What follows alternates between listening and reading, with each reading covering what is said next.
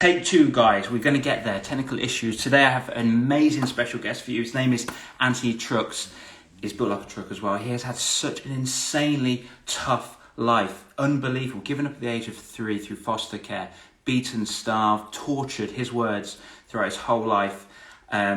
He was the only black person raised in a white family that adopted him. So he's been on both sides of the equation through white privilege and obviously Black Lives Matter. So I'm so excited to tweak and get to know him as we go. Let's see if we can add him on right now. This is going to be absolutely, feel it. NFL, ex-NFL. Unfortunately, things didn't turn out so good, and we're going to get his full story right now. American Ninja Warrior, all coming up in 3, 2, 1. What's up, man? Yes! Here he I'm in is. What's here. going on, brother? Nothing much. I'm trying to get this one stupid thing done on my computer, and then I'm gonna You get put that, it you down. get that stupid thing done because I haven't finished my intro. You're so keen. Oh, I'm ready. And hold on, 3, 2. I'm done. I got this keyboard. I just bought it, and Dude, I love it.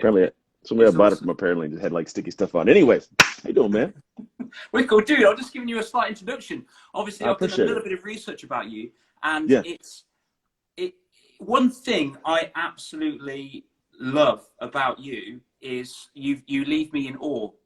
So I'm looking at your life, looking at your story through your own words, through your website, through obviously interviews with Tom Bellew, which is pretty sick, very sick. That's one of my ambitions, and it's really cool because it's like you on your Instagram. There's a lot of Peter Dinklage on there, and Mhm. one of his quotes is, "If you own your flaws, then no one can harm you. They turn No, that into man. your armor."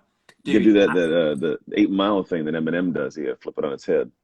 dude, exactly, 100%. And what I've noticed with you is you are so raw, and you just literally just, here's your heart. It's like, here you go, world. There's my heart, because Yeah. you admit, obviously, given up essentially at 3 years old. You were wet in the bed till you were like 14. You've openly said that, and Yeah. your wife had an affair. All these things, which is what I would think a very insecure man would want to hide. But you're Mm. like, there you go. And Well, it's me. Because I'm not alone in all that. If you think about it, everybody's experiencing that, and nobody really openly shares a lot of it. So unfortunately, the society we live in continuously keeps recycling the same pain because nobody understands they're not alone in it. And so we don't seek help. We don't do anything to avoid getting there in the first place. So I share these things because it helps other people never have to experience them. Yeah, and do you know what, buddy? I feel like I'm in a paradox because I do the same. I Mhm. feel as if I've lived a lesser uh, turbulent life than you. Mhm. You obviously, unfortunately, your wife had an affair with what she did, and I love how you take ownership on that. That's something that I've had to experience myself. Yeah. Um, but I was only with my partner for 5 years, and I was very scared to admit that. But I do admit that because I don't want people to go through that. However, am Yeah. I robbing them of that gift of struggle? No, I mean, I think at the end of the day, you never want to obviously rob somebody of their struggle because then they don't get a chance to experience it. But if you think about it, we can we can avoid the experience but still get the lesson, right? I think there's a unique thing in our society. Human culture has been built upon this. Is you read different things. Fire is hot. Don't jump into it. Like we learn these things. I don't really need to jump in the fire to learn that lesson. And so for a lot of people, yeah, there's some things that come with understanding that struggle, but there's still difficulty in doing it right. Like once I know what the wrong way is and I want to go this way, there is still struggle here. There's still difficulty. There's still hardships. I'm just saying, like, hey, you don't want to fall off that cliff because some people can't climb back up from it. 100%, 100%. Some people have to walk them past themselves, Have unfortunately. to. Yeah, yeah. Some people do it. Some people like to be self-made. They like to go and run the race on their own, not ever buying a coach or hiring some help. And it's fine. I mean, some people need to do that, but I've never been a proponent of that. Like, I don't want to have to. If I can shortcut the process past the pain, I'd rather do that. That's how we're built as humans. The body's even designed psychologically, physiologically. The body's trying to find efficient ways to do things. So for me, like I am that efficiency for some people's lives, whether it's their marriages or their health or their business. It's really a matter of like, how do I get to the point of learning the lessons that I can apply to my life to get to success without having to have gone through every single deep, dark part of the struggle. But there is a necessity to navigating pain. It just doesn't have to be my pain. Yeah, I hear you. It's almost as if, well, who can I learn from to get the shortcut? Yeah, that's what we're all doing. It's people here, they tune in, they want to learn things, hear things. So we read books, we go to courses, we why we do everything we do. It's literally the world is built upon how can I do what I'm doing, but do it easier and faster. And that's just the desire for so many people. But the problem is people think in order to get that lesson, you have to have broke it yourself. Like that's why, if you think about manuals, like there's somebody who put together a manual of how to, work your computer and fix your car, like because you don't need to tear the thing apart yourself and try to put it together. Like there's a way to do that. It's still hard to do that. Even with a manual for doing something, it's not always the easiest to fix. Mm. And for a lot of people, they're not seeking the manual. They're just trying to tear things apart on Mm. their own. And so if we can get to the point of realizing it's not a bad thing to not be self-made. It's not a bad thing to seek help. It's actually what we're supposed to. We're built to do. We're built for communication, connection, relation. We're built for that. So if we just go with what we inherently are built to do, life gets much easier and you have greater success in it. Yeah, 100%. So what's great is that I get people on here that I believe they're going to inspire kids, my audience, which is obviously I'm Yeah. a confidence coach for kids. Hmm. And if we can teach them those lessons without having to roll down that path, that's fantastic. However, Yeah. there's so much new things that they have to endure.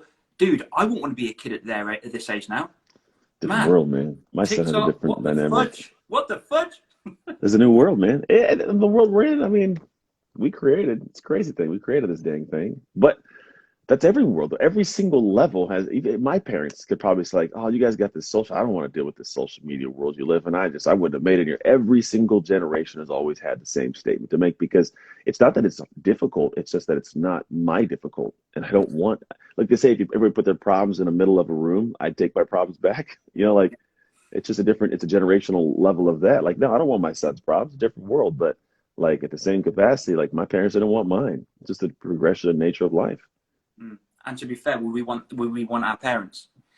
No, I don't want my parents. No, it's just we know. That's the thing is we all as human beings are fairly addicted to the evil that we know. We're addicted to that struggle. I Yeah. know this evil, even though I don't like it. It's the one I can learn to trust. Even I can trust its evilness, right? I can learn to understand this. I know this problem. I know this puzzle, and that puzzle, even though I might be able to solve it better, it might be easier to navigate. I don't want to take it on. Well, why would I take on an evil I don't know? I'm gonna take the evil I do know, right? Yeah. And so for me, like a lot of the work that I do, it's like, yeah. But what if you live without any evil?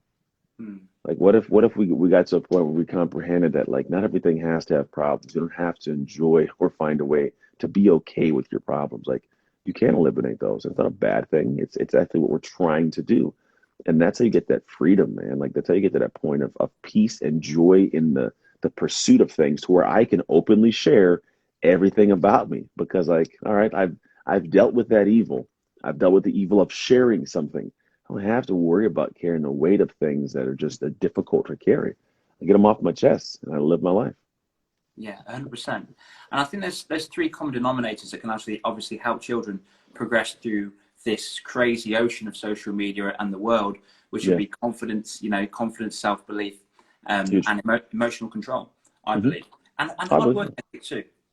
Well, work ethic is paramount. And the thing is that if you have the work ethic, everything else you just talked about comes to bear, right? If I learn how to work hard to achieve, I will get that confidence. It's a natural byproduct of accomplishment. Like you don't jump in the lake and go, I hate jumping in the lake. I suck at this. I can never do it. No, you just did it. So of Yeah, course you have some confidence for that, right?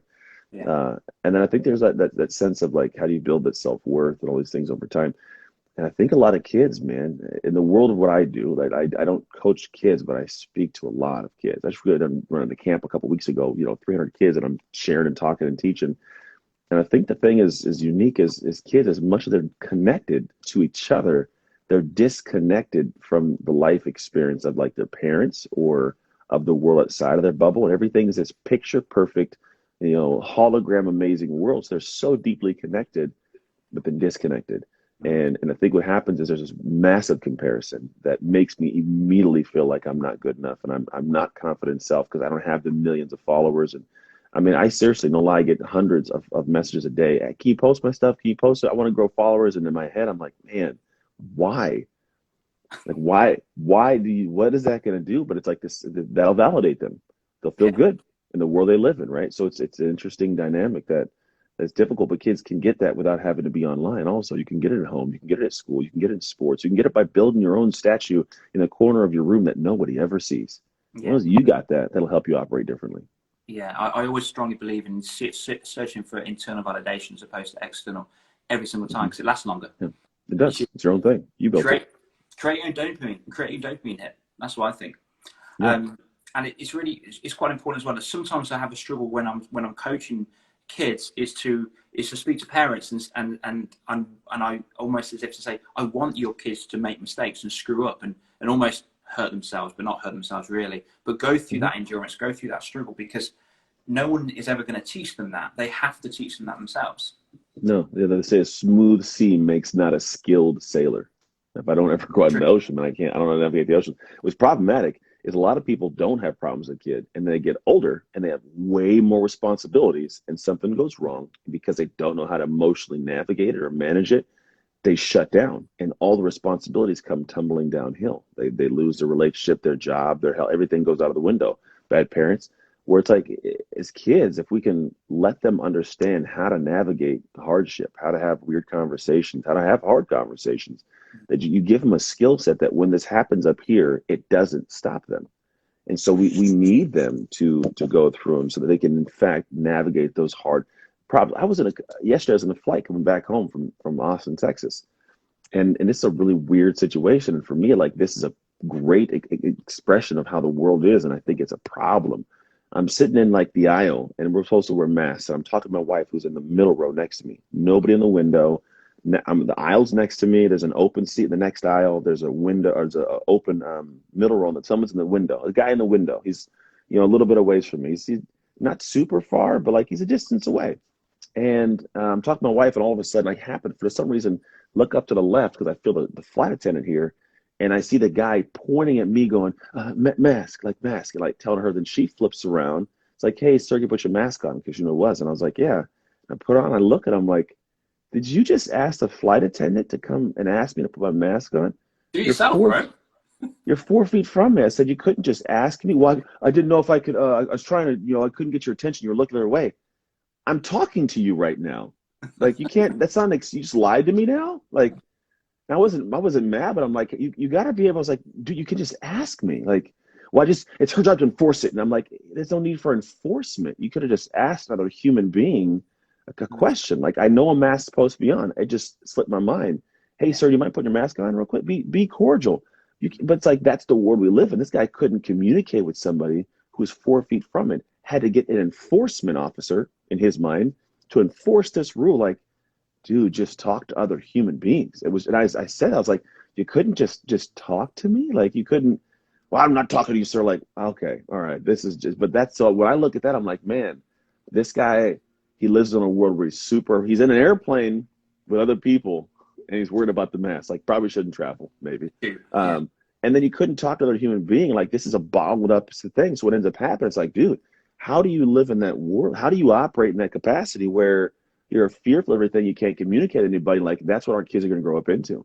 Because this guy grew up in a world where he just had to tuck away and be small. And I have pity for the experience that he might have of life. Not that I'm sure he has, but he might have. If that's how he interacts and operates, it's just a small existence. And like I looked at it, I was like, man, it would suck if my kid did that. Like not because they're not a tattletale thing, but if my son couldn't, or my daughter couldn't speak to someone with just regular words and a calming tone and have a communication, like that's a problem.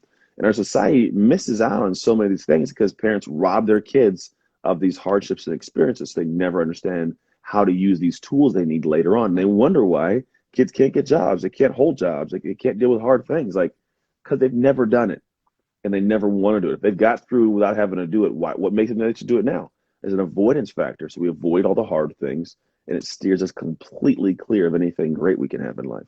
Yeah. It's avoiding the struggle because it's too painful. Massively surrounding fear of judgment or Yeah, just fear in general. So with yourself as well, you've grown up with, I believe, fighting all your life. yeah. You've grown up fighting for the entirety of your Well, life. yeah, literally and figuratively been fighting for a Well, lot of yeah, years. because obviously your NFL career, I think you mentioned something. You had the physical skill, but you didn't. I don't know if you had the actual the skillage it took to do that, and you In the fought. beginning, no. No one's getting this ball. This is my ball. You ain't getting it, and you've Yeah, been fighting. definitely. Yeah. And Yeah, it's fighting for myself. Yeah. yeah, and so the point I'm making is when you What's been your biggest battle? The fight against other people, or the internal fight against yourself for when you've had to go through a lot of forgiveness in your life? Man, there's a lot of that. I think part of it's forgiveness, but part of it's fighting to, and people may be able to relate to this. Is interesting. So the forgiveness thing was a difficult thing in the beginning to figure out. But I think what I also battled massively at times is the battle internally with the fact that I do deserve more and should go after it. Mm. And then maybe a simplification of what the true emotion of it is. But I find there's a lot of people, myself have been here as well included, where there's this thing that I want to go after, but there's a dead set weird, I can't even verbalize sometimes the fear that comes with, what does my life look like when I don't have these problems? What does my life look like when it's just all joy? What if I lose that thing?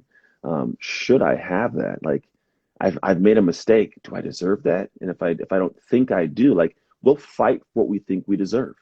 And so if I don't think I deserve this thing, I don't fight for that next big goal. And people don't even realize it, but it comes in a form of procrastination, of excuses, of all it shows up in that way because it's passive. It's simple. We can manage that. When you truly check in with it, it's like you might not really think you deserve that promotion. It's why you don't get it. It's why you self-sabotage in ways you aren't even completely aware. It's just you'll find that there's a difficulty in going and asking that girl for a phone number, or asking that guy out on a date because I don't, I just, am I good enough? I've been bad in relationships in the past. And these things pop up that we're completely unaware of. And so there's some interesting dynamics, I think, to our brain. But for me, it's like the aspect of forgiveness was really hard. But the aspect of being the foster kid who was given away, who didn't feel like he mattered in any way, to believe that he should be in the NFL or should have a good marriage or should run a business or should speak, that was a big battle. To give myself true permission and legit lean into it. But dude, what gave you that essence to do that? Because there's kids in your position all around the world, and they Yeah. haven't battled. You did. Yeah. What was your Uh, turning point? it's not always a massive. I think people want things to be a massive, like, oh, this is the one thing that's on this specific date, this happened, and all of a sudden, and we need to have Yeah. this massive catalyst. And I don't think we need a massive catalyst. I think that's a falsehood that we run into and think we got to have this moment we can go back to and say, here's why it changed. But I think the reality was I woke up one day and I didn't like how I felt. I think that can be as simple as it needs to be for a lot of people. There's somebody watching right now who, if they just stopped and checked in, they could be like, I don't like this. Like, I really don't like this. I got to do something different. And it's not that you have to make a mass. I'm not saying go to your job and quit your job. I'm not saying, leave that relationship. I'm not saying, trash the food in your house and get healthy. I'm not saying that. What I am saying, however, is you got to find a way to realize like there's going to be a long journey of daily things I do that are the battle. That's the fight. It's not a singular punch. It's the little, little punches in between, little by little, that eventually knock this monster down. And essentially what it is, it's like I got to a point where I didn't like how I felt. And I was like, what could I do today instead of being, in the right direction? I'm gonna do that thing.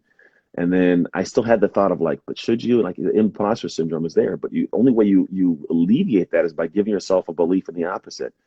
And the belief comes through minute, consistent actions. I just keep doing things, and what happens is over time, like I'm able to now look back and say, for the last 2 weeks, this has been me. Like I'm gonna fight for this last 2 weeks, guy, and then it turns into 2 months. This has been me. I'm gonna fight for this last 2 months, guy. This has been 2 years, 2 decades. What happens is it's the minute things over time where eventually, like you're asking, what was that big thing? It was just every day I wanted to not let yesterday's Anthony down, and it's been going now for a couple decades. It's like every day I want to show up, and I have my hiccups, man. I fall short. Like I'm human, and it's like, dude, I give that guy grace from yesterday. Let's get back to work today, right? I don't want to have all the rest of it be for not. So we don't need these massive catalyst moments. We just simply need to be like, all right, done doing this. What's the one thing I can build upon so that little by little I'm tearing every thread out of the towel or the blanket or the tapestry of this thing in front of me that I think is a truth of I suck, or I'm not good enough, I don't fit. You just tear it down thread by thread. You don't rip it off the wall.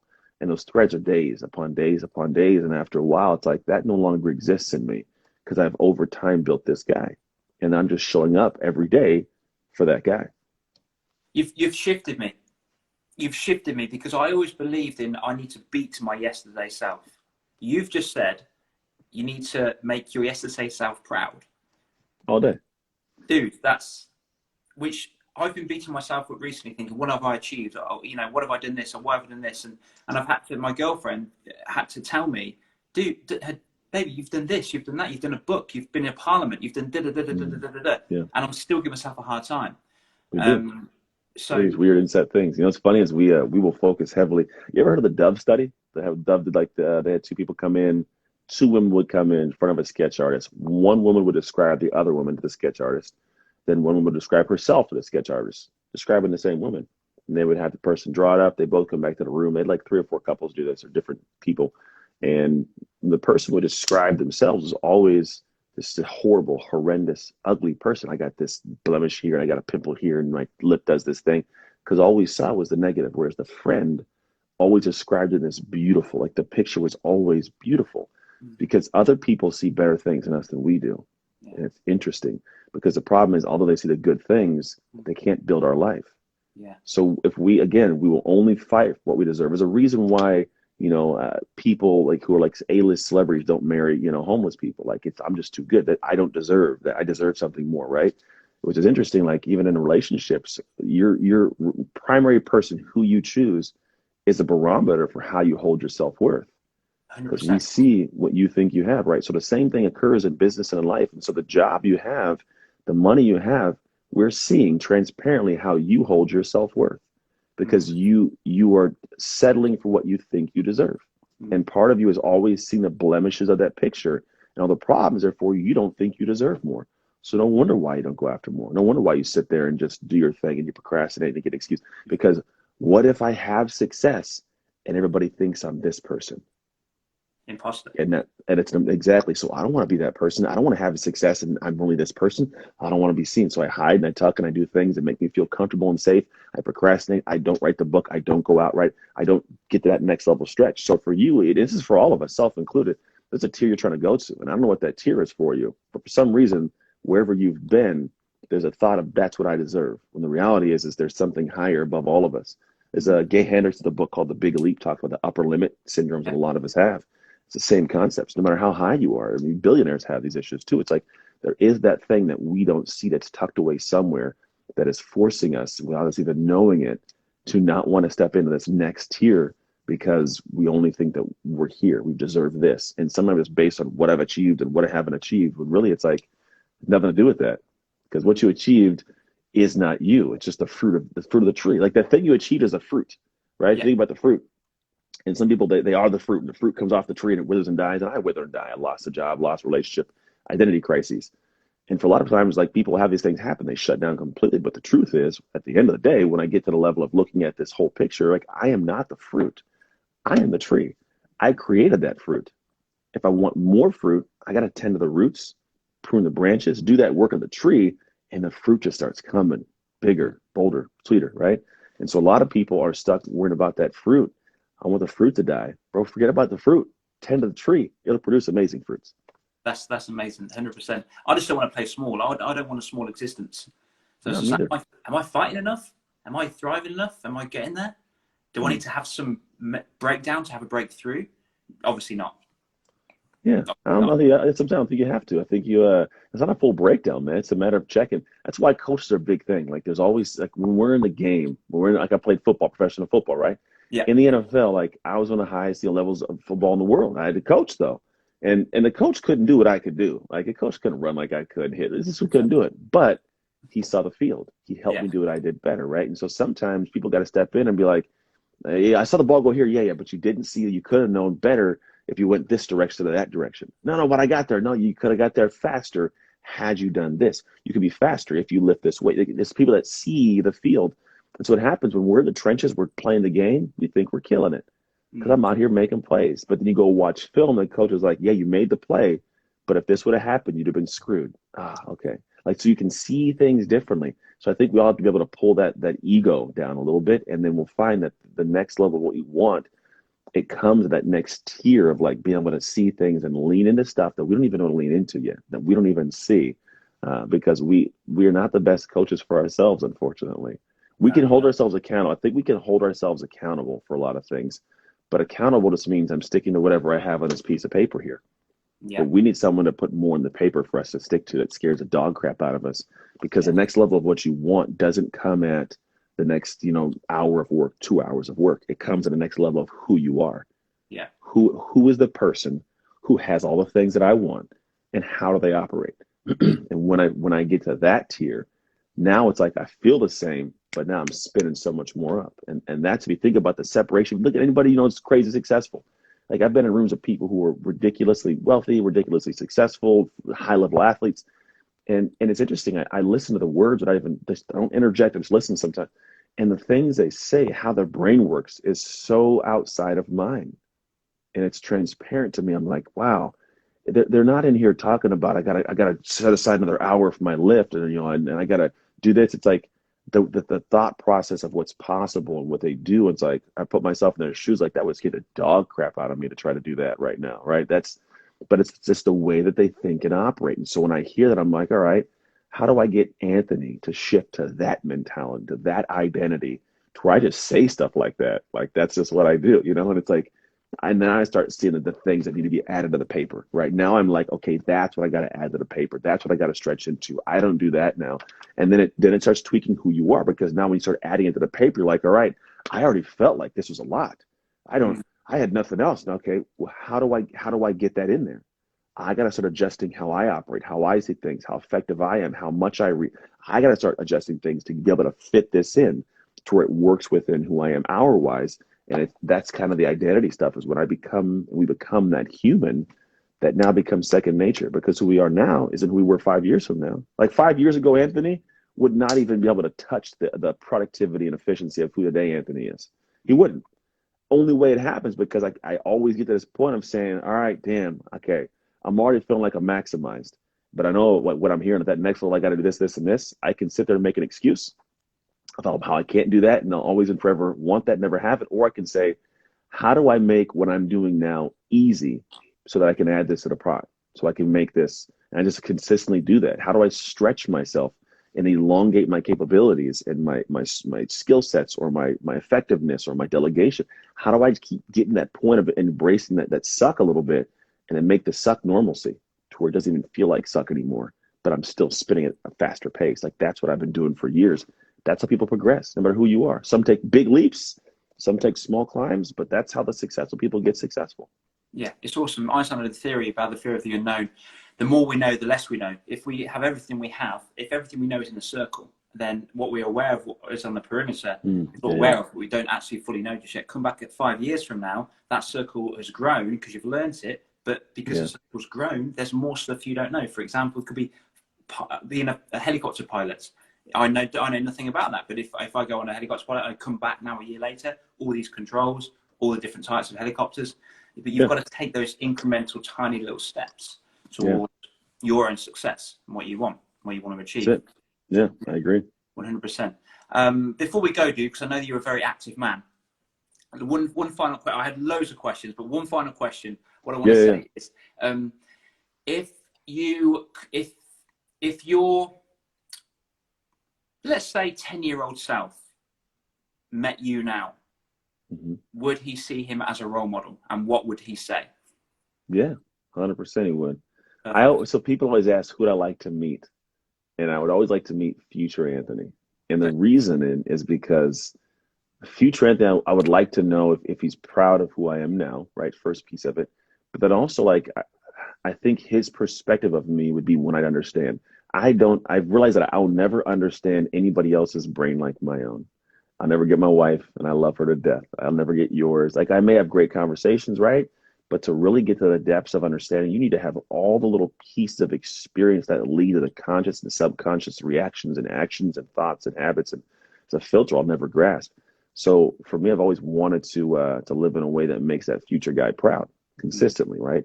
And so I definitely look back at the younger me and say, am I doing that now for that guy? And 100% I am. I think the way that I have progressed and pushed myself into so much discomfort with the purpose of not finding comfort in it, but finding joy in that discomfort. Like, that's what allows me to be able to be successful what I do. I think when people say you have to get comfortable being uncomfortable, they miss out on the real truth of the depth of that statement. Comfort is different in a sense of, like, people say, let's say discomfort. Discomfort is essentially those things you got to do to get to the success you want, or you're already doing it, which we do already have it. So there's something you don't do, you find discomfort in, even if it's waking up early, catching a workout, eating health, there's discomfort. And the thing is, people say get comfortable being uncomfortable, but like, it's heard as just be okay with discomfort. Just get to be okay with it. Which, if you think about what you're okay with, you're trying to find ways to not do it still. Like, I'm okay with this dog on my lap, but I really want this dog off my lap, right? Or if I think about comfort, when I think comfort, I think like, the wintertime fireplace, hot cocoa, my kids are here watching the movie. It's like this settled in, even say I feel that warmth of like, this feels good. That's comfort. And I enjoy that. And I want to have this endure for me in a positive way. So when I think about success in that aspect, the comfortable being uncomfortable is I need that kind of comfort feeling with discomfort. And when you have that kind of comfort feeling and you embrace it, you enjoy it because you do learn lessons, you understand your limits, you're stretching yourself, you know it comes from this next level of owning this and learning this. Now we have a different tier. And so that 10-year-old kid, like, I'd like him to look at this guy and think he is finding discomfort, but having a great deal of true comfort with it. And that's how I continue to keep living my life and teaching that. Like, that's how it rolls, man. Because there's things you do that you enjoy doing that people go, how the hell do you do that? Why did you? It's like torture, but I love it. I love doing it, right? That's why you're successful at that thing. The next tier of all of us is going to be, what's that thing I have discomfort in that I know will get me there, that I can find a way to be incredibly at peace and find palpable comfort in. Yeah, which brings us back to the beginning of our conversation with Peter Dinklage. I believe be comfortable with your uncomfortable, with your insecurities, because then no one can harm you. You can power through this world with your head held high and just own it and find your own path all day. Yeah, man. Yeah, dude. Listen, I know I've stolen a few more minutes over time. Oh, we're good. Dude, I want to say that I really appreciate you. Thank you so much for coming on and giving me your time today. Hey, thanks for having me. There's been all the love in here, all for you. It's awesome. So, dude, I really appreciate you. Thank you for your time. You've got an absolute avid fan here, and so many more that's just joined. I'm almost positive. Thank you. Dude, Karen, being awesome. I'm going to follow you closely. I will. I'll follow you as well, man. Appreciate having me on. Thank you guys for tuning in, man. This is another way you're doing things to help the world with just by bringing people on like this, man. So keep doing it, bro. Can't play small. Cool. Cheers, bro. Cheers. Take care. Later, bro. See you later. Bye. Thanks for that.